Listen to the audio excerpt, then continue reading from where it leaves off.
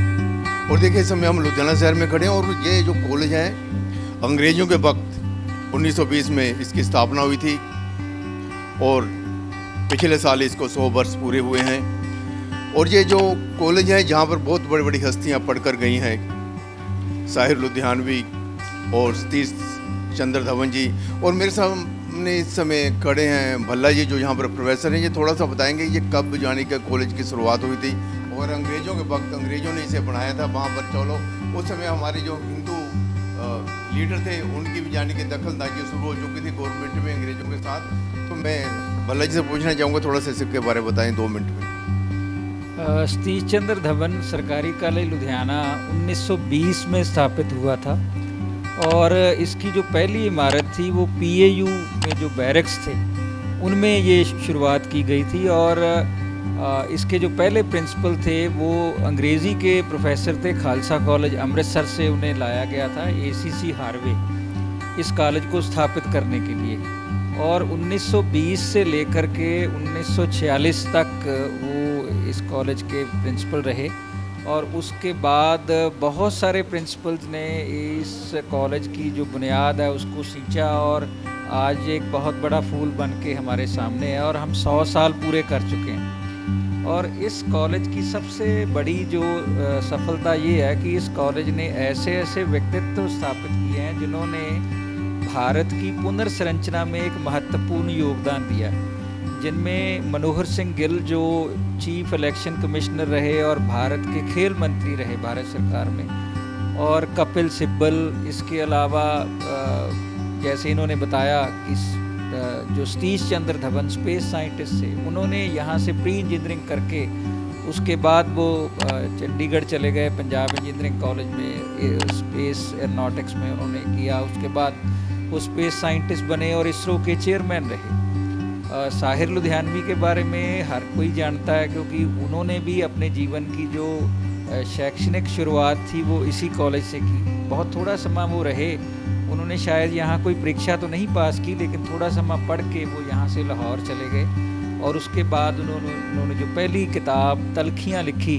उसमें भी जो कॉलेज के बारे में एक नज़्म है वो उन्होंने अंकित की। उसके बाद लगातार ये सिलसिला जारी रहा और बहुत सारे IAS ऑफिसर, बहुत सारे राजनीतिक व्यक्ति जैसे हम पिछले शिक्षा मंत्री जो थे वो चीमा साहब, आज के जो हमारे पंजाब के कैबिनेट मिनिस्टर हैं भारत भूषण आशू जी, इसके अलावा अनेकों व्यक्ति, जोगिंदर सिंह जो CBI के डायरेक्टर रहे, एक बहुत बड़ी लंबी लिस्ट है जो इस कॉलेज ने IAS ऑफिसर्स के रूप में, राजनीतिक व्यक्तियों के रूप में और प्रशासनिक व्यक्तियों के रूप में जो स्थापित किए, जिन्होंने इस देश की पुनर्संरचना में एक महत्वपूर्ण योगदान दिया।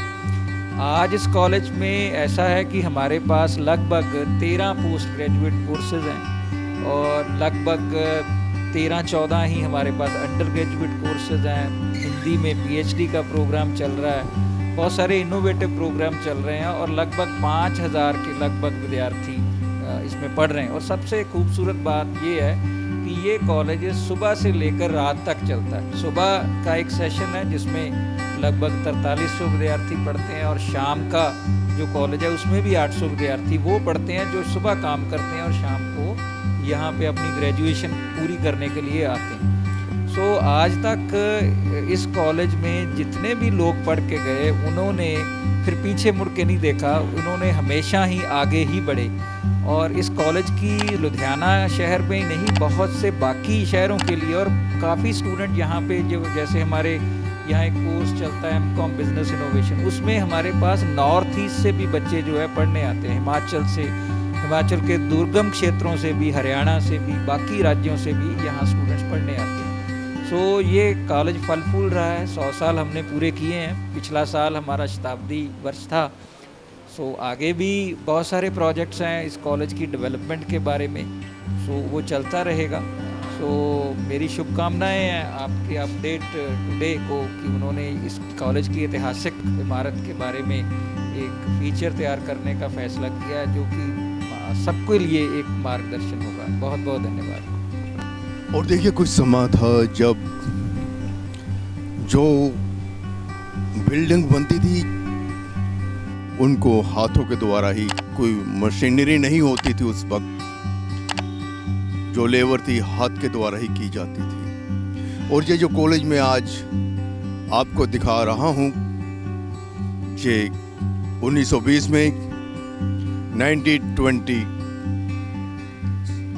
101 साल पहले बना था। जहाँ पर अंग्रेज रहते थे, अंग्रेजों ने सोचा कि हमने जहाँ पर सब कुछ कर दिया है, जहाँ पर डेवलपमेंट शुरू हो चुकी है, कोर्ट बन चुके हैं, सिविल हॉस्पिटल बन चुके हैं, पुलिस स्टेशन बन चुके हैं, रेलवे स्टेशन बन चुके हैं, हर चीज़ उन्होंने बनाई। तो उन्होंने सोचा कि जो एजुकेशन है इसके बीच में भी डेवलपमेंट चाहिए। तो अंग्रेजों ने जो कॉलेज 1920 में इसका फाउंडेशन रखा और धीरे धीरे करके जब बना, तो ये जो कॉलेज है आज हम आपको दिखा रहे हैं कि जहाँ कॉलेज में बहुत सारे बच्चे पढ़कर बड़ी बड़ी पोस्ट पर चले गए और आज ये कॉलेज 5,000 से ज़्यादा बच्चों को शिक्षा उपलब्ध करा रहा है, जहाँ बच्चे पढ़ने के लिए आते हैं। तो आइए हम आपको कुछ कॉलेज के जो क्लासरूम हैं दिखाते हैं। कभी आप भी यहाँ अगर पढ़ने के लिए आते होंगे तो आज ये जो 2-3 पुरानी बिल्डिंग है हम आपको दिखाते हैं जहाँ पर। और देखिए, जब स्टूडेंट अपना रोल नंबर चेक करते थे और कोई नोट्स बोर्ड पर नोट से लगा होता था, कंधे पर हाथ धरकर जब पढ़ने वाले स्टूडेंट जहाँ पर इकट्ठे होते थे, वो कुछ मोमेंट ही ऐसे होते थे, वो वक्त ही कुछ ऐसा होता था जब पढ़ने के लिए। आज हम यहीं पर हैं उस कॉलेज में, जिस कॉलेज में सैकड़ों नौजवान पढ़ने के बाद, एजुकेशन लेने के बाद देश और दुनिया में लग जहाँ पर बिल्डिंग बनी हुई है। अंग्रेजों ने, अंग्रेज आर्किटेक्चर थे और जो मेंशन थे, जो मिस्त्री होते हैं, वो चाहे हमारे इंडियन थे लेकिन दिमाग था अंग्रेजों का। और देखिए गार्टर लोहे के जो आयरन है कितने बड़े बड़े डाले गए हैं बीच में। और ये पंखे जो हैं सबसे पहले ऐसे आए थे। ये पंखा दिखाइए, वही पंखे जो आज भी चल रहे हैं, जहाँ पर ठंडक दे रहे हैं। ये 100 साल पुराने पंखे हैं। धीरे धीरे कर इतिहास बदला, समाज बदला, लोग बदले, लेकिन आज भी 1947 से पहले जिन एजुकेशन डिपार्टमेंट की अंग्रेजों ने फाउंडेशन रखी थी, आज वो हम दिखा रहे हैं। ये लैब है, कभी जहाँ पर पहले भी स्टूडेंट पढ़ते थे और आज भी स्टूडेंट पढ़ते हैं, लेकिन लॉकडाउन के कारण, कोरोना के कारण जो ये अभी सारे हिंदुस्तान के इंस्टीट्यूट ज़्यादातर बंद हैं। लेकिन जहाँ पर हम आपको दिखा रहे हैं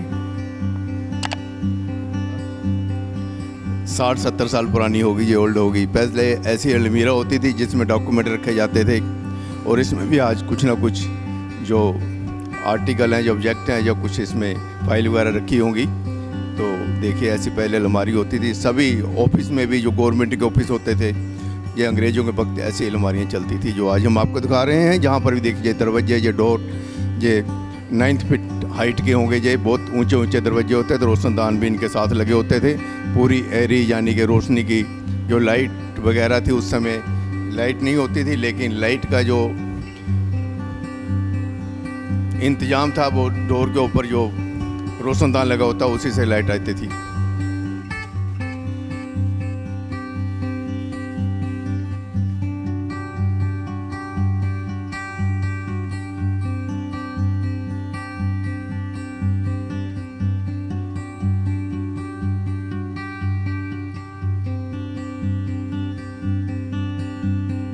यहाँ पर बहुत सारे स्टूडेंट, 100 साल में हज़ारों स्टूडेंट यहाँ से एजुकेशन लेने के बाद अलग अलग इंस्टीट्यूट में, अलग अलग इंडस्ट्री में, अलग अलग कंट्री में जाकर अपना जो इस समय जहाँ से जो हुनर सीखा है, उससे आगे देश को तरक्की के प्रोग्रेस के उस मुकाम पर लेकर जा रहे हैं जहाँ हर कोई जाना चाहता है। तो देखिए ये लैब है।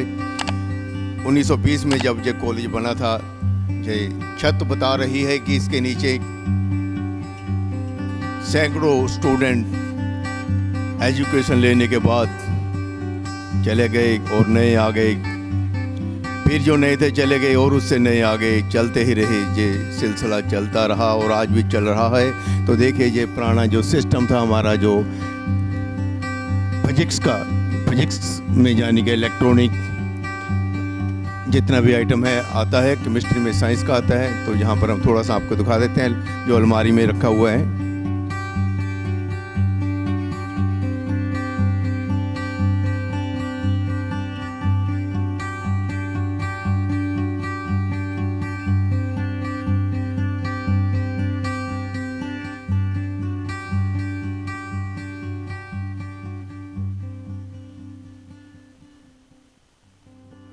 जो एजुकेशन होती है ना, किसी देश की रीढ़ की हड्डी होती है, ये बैकबोन होती है। जिस देश में लोग पढ़े लिखे होंगे, जिस देश का हर नागरिक पढ़ा लिखा होगा, और जिस देश की सरकार अपने जो सिटीजन है उनको पढ़ाने के लिए हर प्रयास, हर तरह का यत्न करती होगी, वो देश ही आगे बढ़ता है। अंग्रेज़ों ने इस देश में भी शुरुआत की थी कि जहाँ के लोग पढ़ लिख कर आगे आए, लेकिन 75 साल हो चुके हैं अंग्रेज़ों को जहाँ से गए हुए। लेकिन आज भी हम भरसक प्रयास कर रहे हैं कि हमारे देश के लोग, नौजवान बच्चे पढ़कर गुणवान बने, इंटेलिजेंट बने और देश का नाम रोशन करें। लेकिन लगता है अभी बहुत समय लगेगा, लेकिन उस समय को हमें बहुत जल्दी पूरा करना है। आगे इस समय सीट रखी हुई है जिस पर बैठकर स्टूडेंट कभी पढ़ते थे, आज भी जहाँ मौजूद है। देखिए यहाँ पर बिल्कुल ये जो है कील नहीं लगा हुआ, नेल्स वगैरह नहीं लगे हुए, ये लकड़ी के बीच में लकड़ी डालकर इसको बनाया गया है। ये उस समय जब जो नेल्स भी होती थी, यूके से आती थी, अंग्रेज़ों के कंट्री से आती थी, क्योंकि हमारे हिंदुस्तान में मेख भी नहीं बनती थी, कील भी नहीं बनती थी। तो हमारा जो सिस्टम था कि लकड़ के बीच में ही लकड़ को डालकर इस तरह बनाया जाता था। देख लीजिए ये, तो इसके बीच में जो डाला गया है ये पुराने जो बेंच वगैरह हैं इसको बोलते हैं, तो पुराने समय में ऐसे बनाए जाते थे। ये भी बहुत ओल्ड है जहाँ पर रखा हुआ है।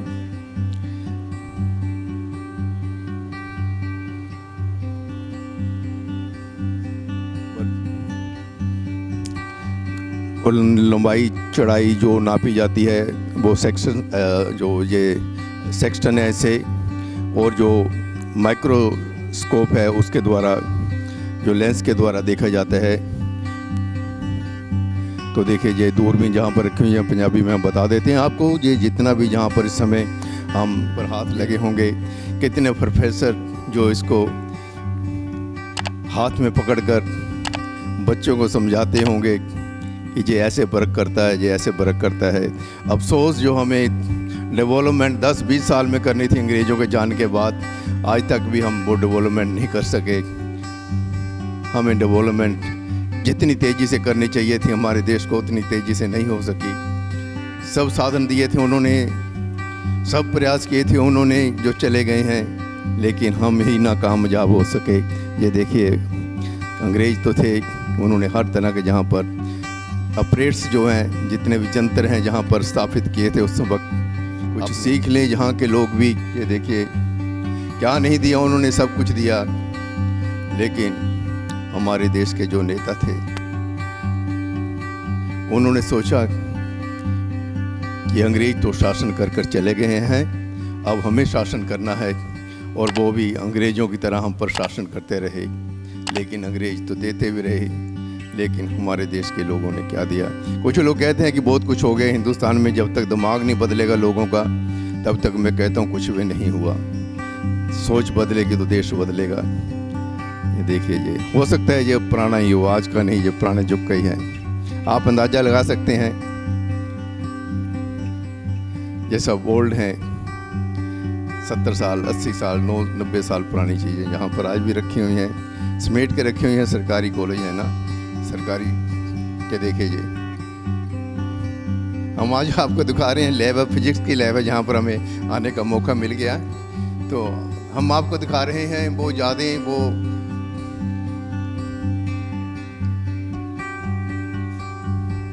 और ये बैरोमीटर बहुत ही पॉपुलर चीज़ है, मैंने भी इसको छोटी क्लास में पढ़ा था। बैरोमीटर देखिए, ये बैरोमीटर दिखाइए, बैरोमीटर ऊपर से दिखा के नीचे तक दिखाइए। ऐसा डस्टबिन आपने नहीं देखा होगा, लकड़ी का ये बना हुआ है, लकड़ी का डस्टबिन है। ऊपर दिखा दिए नोबेल प्राइज जिन्होंने जीता था कभी।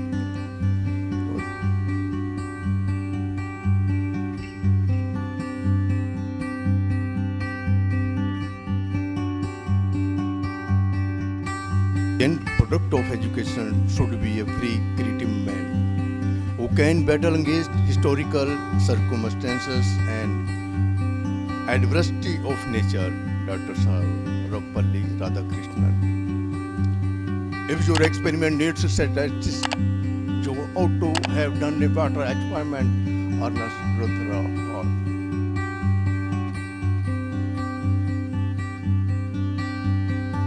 और इस समय हम डिपार्टमेंट जो है फिजिक्स का है उसके बीच में खड़े हैं।